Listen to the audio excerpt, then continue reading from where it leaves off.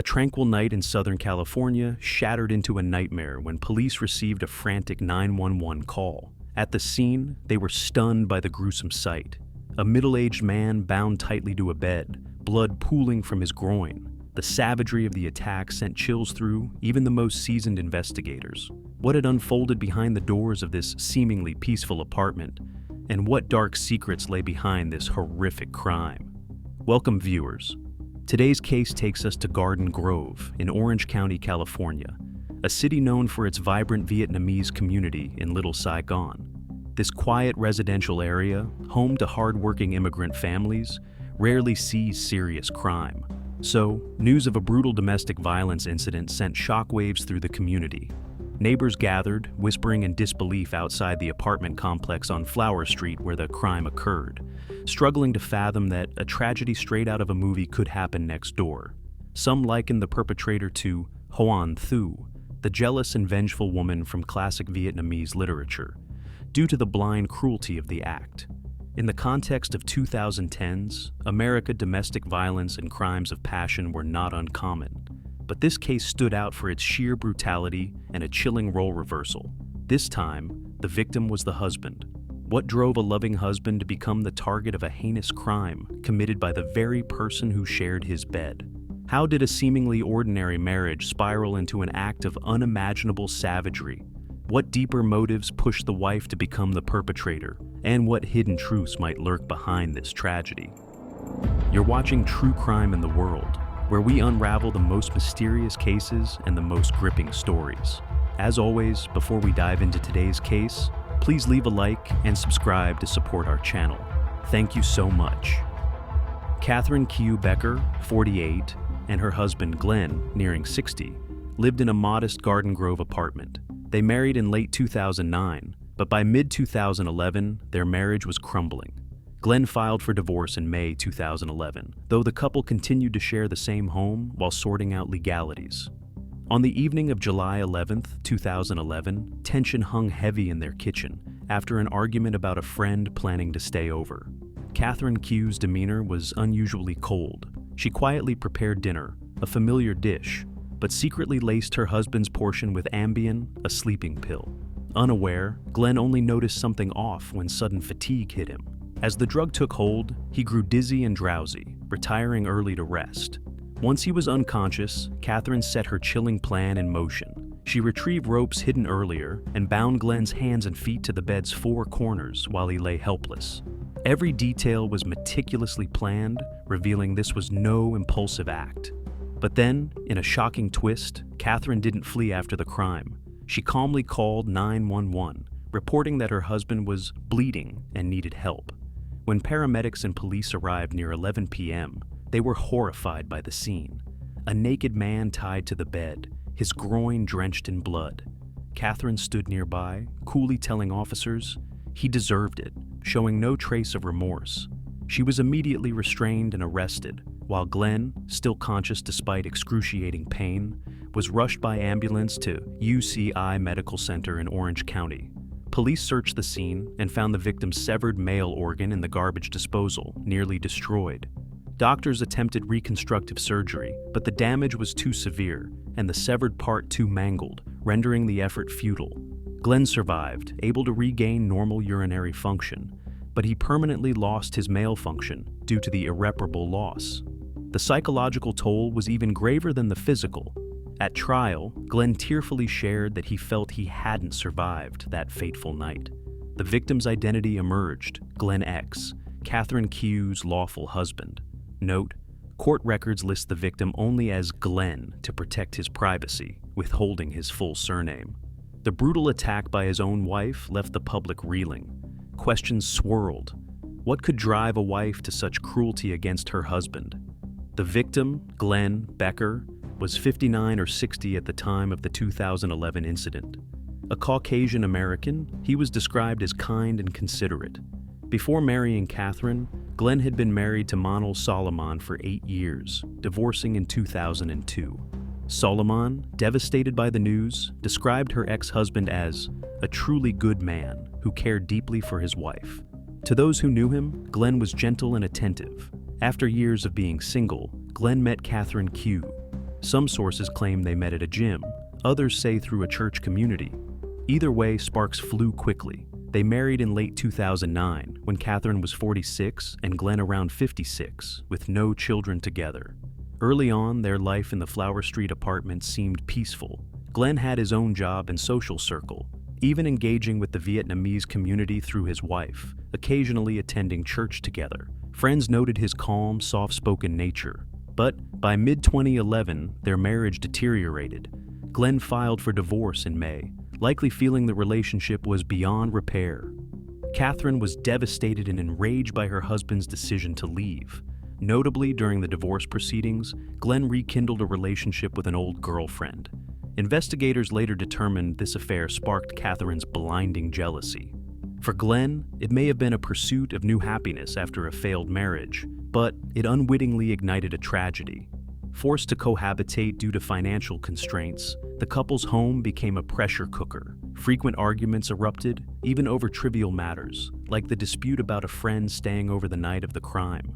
After surviving the attack, Glen faced profound physical and emotional scars. Physically, he lost his male function entirely, forced to live without intimacy for the rest of his life. Psychologically, he suffered from PTSD and severe depression. At trial, he described an overwhelming sense of loss, stating he could never be fully happy again. He likened his pain to a life sentence inflicted by his wife, a haunting testament to the enduring torment, far outlasting any prison sentence the perpetrator might face. Immediately after the incident, Garden Grove police launched a thorough investigation. This wasn't a complex whodunit mystery. The perpetrator, Kieu, was unmistakably the wife. Yet, authorities needed to unravel the chilling precision of the crime and the true motives behind such a barbaric act. At the scene, investigators collected critical evidence: ropes used to bind the victim, a 10-inch blood-stained kitchen knife found near the bed, the weapon of the crime.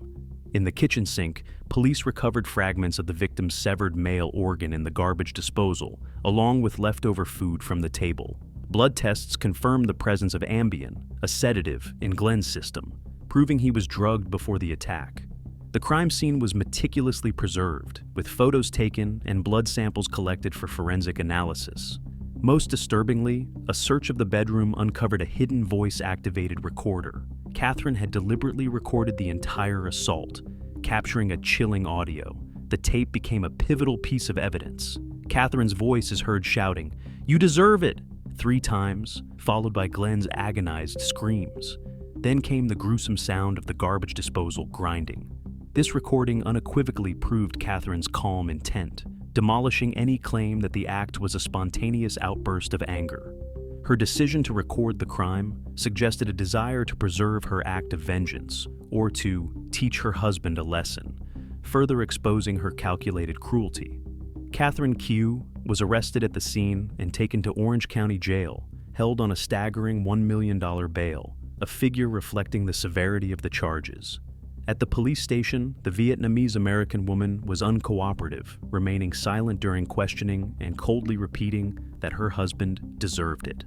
Lieutenant Jeff Nightingale, spokesperson for the Garden Grove Police Department, noted that initially, no one knew why Catherine had committed such an act, or whether it was premeditated or impulsive. However, investigators soon leaned toward the conclusion that this was a meticulously planned crime aimed at inflicting maximum pain and permanent damage, not a momentary loss of control. Nightingale himself admitted, "This is horrific and appalling. We're working to determine if this woman's savage act was premeditated to rob her husband of a vital part of his body and cause him unbearable physical and emotional suffering." The motive began to crystallize as police gathered statements from those involved. Glen, having survived the critical ordeal, recounted the events: the argument over a friend staying over, eating dinner, and then succumbing to sudden exhaustion, leaving him vulnerable to his wife's attack. He confirmed the ongoing divorce proceedings and admitted to reconnecting with an ex-girlfriend, which deeply upset and enraged Catherine. Neighbors and friends provided further insight, confirming the couple's strained relationship and Catherine's controlling, jealous behavior. A neighbor across the street recalled seeing police cars and ambulances clogging the road that night. The next morning, media frenzy erupted, with headlines shocking the public. This is only the second time we've heard of a wife doing this to her husband out of jealousy. It's terrifying, a neighbor told reporters, visibly shaken. Within days, authorities compiled a robust case against Catherine Kieu, supported by overwhelming evidence. The charges were extensive: aggravated mayhem, torture, poisoning, false imprisonment, assault with a deadly weapon, administering drugs to commit a felony, and spousal abuse. The core charges, torture and aggravated mayhem, reflected the intent to cause permanent harm. With compelling evidence, the California grand jury indicted Catherine Kieu on January 4, 2012, bypassing a preliminary hearing due to the case's clear foundation. Prosecutors and authorities concluded that Catherine's motive stemmed from blind jealousy and a thirst for revenge. Furious that her husband sought a divorce to reunite with an ex-lover, she aimed to teach him a lesson he'd never forget by stripping him of his manhood. The attack occurred exactly 2 months after Glen filed for divorce, underscoring its deliberate, vengeful nature. During the investigation, Catherine countered with allegations that she was the victim, claiming emotional and sexual abuse by Glen, claims to be debated at trial. However, investigators believed Catherine was the calculated orchestrator, methodically executing the crime, from preparing the sedative and ropes to recording the act and mutilating her husband. Lieutenant Nightingale compared the case to the infamous 1993 Lorena Bobbitt case, where a wife similarly mutilated her husband. In my 22 years on the force, this is only the second time I've seen something this horrific since Lorena Bobbitt, he said. While the Bobbitt case was framed as a reaction to domestic abuse, with Lorena claiming she acted in a panicked state, Catherine Kieu's crime stood apart. A calculated act of torture driven by jealousy, not a typical domestic violence scenario. With a solid investigation, the case moved to trial, leaving the public eager to see how the courtroom drama would unfold, especially with Catherine's claims of being abused. Would they hold up as a mitigating factor, or were they a defense tactic? The truth would emerge in the gripping trial ahead.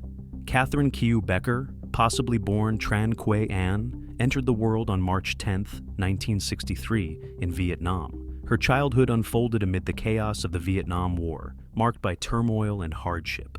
She later claimed to have suffered abuse and assault as a young girl in her homeland, leaving deep psychological scars. While it's unclear when she immigrated to the U.S., Catherine was part of the Vietnamese diaspora building new lives in California. By her late 40s, she had settled in Orange County, working as a real estate agent. To outsiders, Catherine appeared unassuming, petite at about 5 feet 1 inch, reserved, and with no criminal record. She lived quietly, occasionally attending church. No one could have imagined this soft-spoken, middle-aged woman capable of such a monstrous act. In her personal life, Catherine had been married before meeting Glen, though details about her prior husband are scarce. In 2009, she married Glen Becker, a decade her senior. Their marriage, lasting just over a year, grew strained as Catherine's jealousy and controlling nature surfaced. Possibly shaped by past abandonment or trauma, she developed an intense emotional dependence on Glen. When he grew distant and proposed divorce, her mental state unraveled. Friends noted her suspicions of Glen's infidelity and her fear of being left alone in her later years. These emotions festered into rage and a desire for retribution. Catherine alleged that during their marriage, Glen forced her into painful, perverse sexual acts and verbally demeaned her. No independent evidence has fully substantiated these claims. They may hold some truth or could have been exaggerated to justify her actions. What's clear is that learning of Glen's renewed contact with an ex-girlfriend pushed Catherine over the edge. Catherine's defense attorney argued that her mental state had fractured from reality at the time of the crime, claiming she was gripped by a psychotic episode fueled by deep trauma and overwhelming jealousy. However, the chilling sequence of events told a different story. She deliberately purchased sleeping pills, carefully timed her attack, and set up a voice-activated recorder. These cold, calculated actions revealed that Catherine Kieu was fully aware of her deeds, not acting in an unconscious daze. While awaiting trial at age 50, she became a media sensation, branded with lurid headlines like "The Wife Who Mutilated Her Husband." Western outlets drew parallels to Lorena Bobbitt, the American woman notorious for a similar act in 1993. Unlike Bobbitt, who was acquitted due to prior abuse by her husband, Catherine faced grave charges with little leniency. From a criminal psychology perspective, experts suggested she suffered from a Huan Thu syndrome, a toxic blend of blind jealousy and unresolved trauma that transformed her into a ruthless perpetrator. In her moment of vengeance, she seemed convinced that Glen deserved excruciating punishment. Her aim wasn't to send him to the grave, evidenced by her 911 call to save him, but to condemn him to a life of torment. This rare, extreme psychological profile in women underscored a profound distortion driven by festering resentment. The trial commenced in April 2013 at the Orange County Superior Court in California. Catherine, pleading not guilty, faced a jury tasked with judging her heinous act. The case's shocking rarity and brutality captivated American and international audiences. Led by Deputy District Attorney John Crystal, the prosecution painted a stark portrait of a vengeful wife driven by jealousy to utterly destroy her husband's manhood. Crystal detailed her methodical cruelty, drugging Glen with Ambien, binding him to the bed, severing his male organ, and grinding it in the garbage disposal, acts of unparalleled savagery. This woman went to every length to annihilate his masculinity, Crystal declared. Her actions stemmed from envy, vanity, and spiteful jealousy. Prosecutors argued her motive was unmistakable: fury over Glen's rekindled romance with an ex-girlfriend and his filing for divorce. They presented a compelling chain of evidence: the divorce papers, the argument that fateful night, traces of Ambien in Glen's system, the ropes, the bloodied knife, and the hidden recorder. The trial's most harrowing moment came when the audio was played in court. The room fell silent as Catherine's voice screamed, "You deserve it," 3 times, followed by Glen's agonized cries and the chilling grind of the disposal. Jurors recoiled at her callous demeanor. Crystal asserted she committed torture, not to kill, but to rob Glen of everything but his life, leaving him permanently maimed. She stripped him of all but his breath, he said, urging the severest punishment under the law. In contrast, Catherine's defense, led by public defender Frank Bitar, portrayed her as a victim of a tragic life and her husband's cruelty. Bitar told the jury that Catherine suffered from mental disorders rooted in childhood abuse in Vietnam, traumas that remained unhealed after her immigration to America.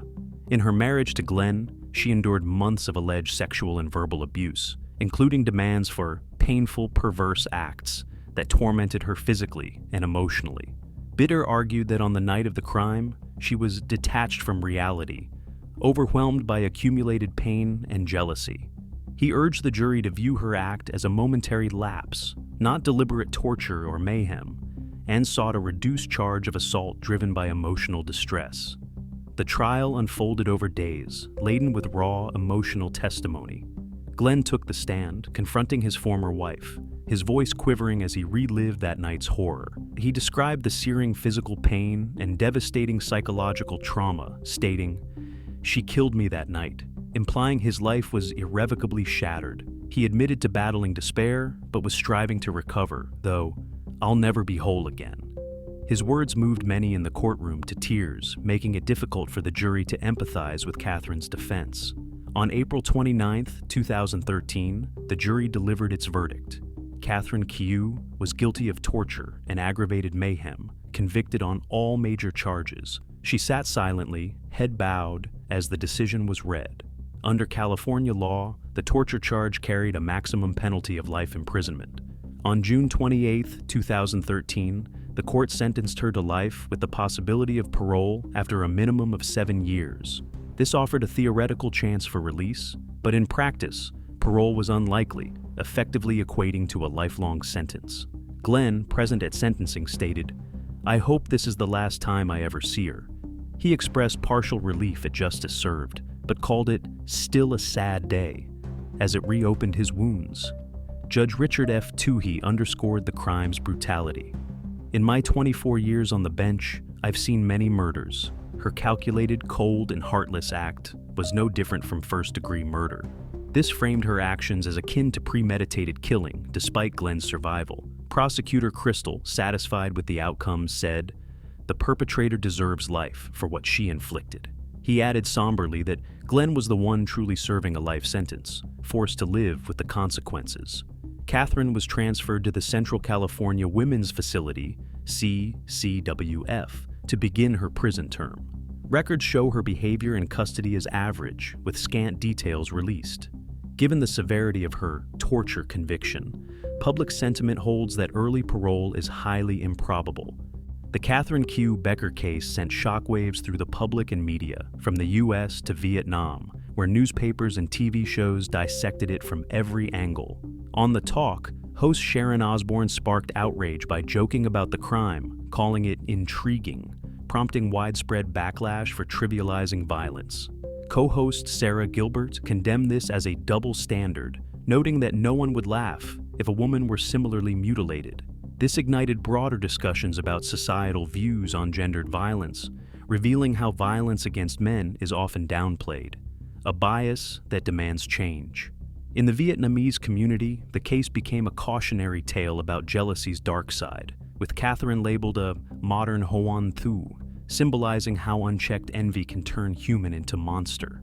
The case highlighted that domestic violence devastates regardless of gender. While society often focuses on women as victims, this showed men like Glen deserve equal compassion and protection. Unresolved questions remain, such as whether Catherine truly suffered abuse from Glen. The court acknowledged her possible trauma, but deemed her vengeful act unjustifiable. If she was abused, the tragedy deepens. Instead of seeking legal or community aid, she became a criminal, destroying both Glen's life and her own. This underscores the danger of untreated psychological distress, which can lead to unthinkable crimes. Conversely, if her abuse claims were fabricated, the case starkly illustrates how personal hatred and selfishness can drive extreme evil.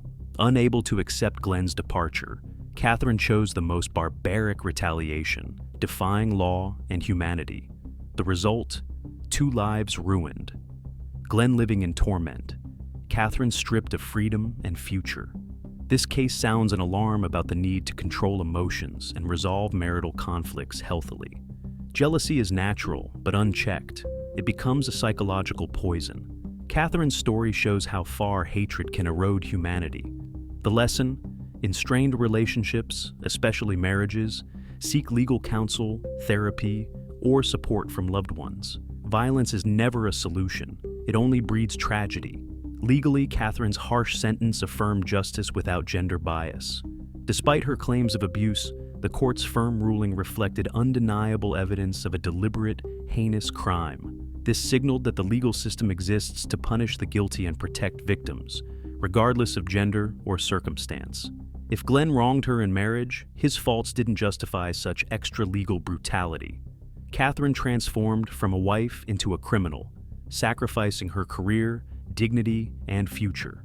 Now, over a decade later, she remains behind bars while Glen lives quietly, avoiding the public scrutiny. His physical scars have healed, but his emotional wounds may never fully mend, as he said, "My whole life, never whole again." This case closes, a stark warning of the catastrophic consequences of violence born from jealousy. It reminds us that empathy, timely psychological support, and legal recourse can prevent such tragedies. Above all, it affirms that no crime, whatever the motive, escapes justice's reach. What are your thoughts on this case? Share them in the comments below. Before you go, please like, subscribe, and hit the notification bell to stay updated with true crime in the world.